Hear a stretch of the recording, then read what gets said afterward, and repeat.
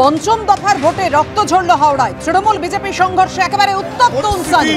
কেন্দ্রীয় বাহিনীর সামনে তৃণমূল বিজেপি সংঘর্ষ, রক্তাক্ত বিজেপি সমর্থক।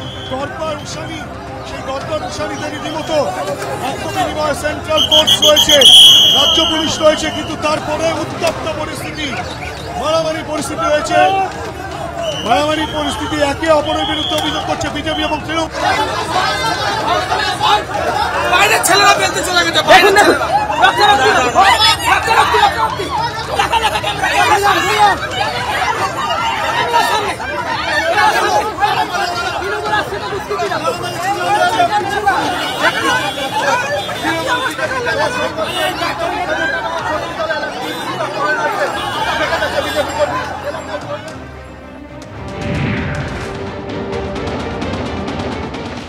বিজেপি তৃণমূল সংঘর্ষকে কেন্দ্র করে রীতিমতো উত্তপ্ত হাওড়া।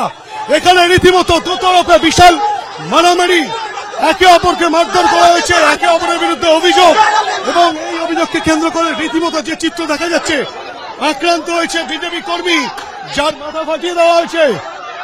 উত্তপ্ত পরিস্থিতি। বলবো ছবিটা দেখাতে। আপনারা কি বিজেপি কর্মী? বিজেপি কর্মীগুলো মেরেছে। ছুটি থেকে চলে এসেছে, সবে ভোট দিয়েছি, দেখুন ভোট দিতে গেছি বলে আমাকে মেরেছে।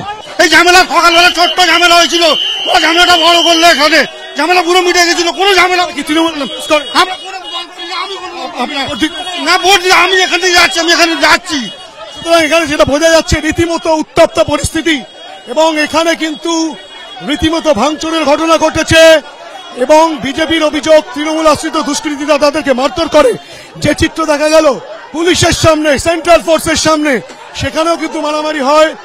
বাক্য বিনিময়ে সেন্ট্রাল ফোর্স রয়েছে, রাজ্য পুলিশ রয়েছে, কিন্তু তারপরে উত্তপ্ত পরিস্থিতি, মারামারি পরিস্থিতি হয়েছে।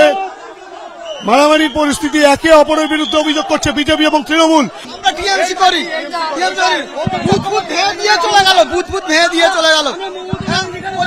গুন্ডা বাহিনী এনেছিল, রতিন চক্রবর্তী গুন্ডা বাহিনী এনে বাড়িতে চড়া হয়ে মেরে গেল। পরিস্থিতি নিয়ন্ত্রণে আনার জন্য পুলিশ এবং কেন্দ্রীয় বাহিনীর জওয়ানরা তারা চেষ্টা চালাচ্ছেন।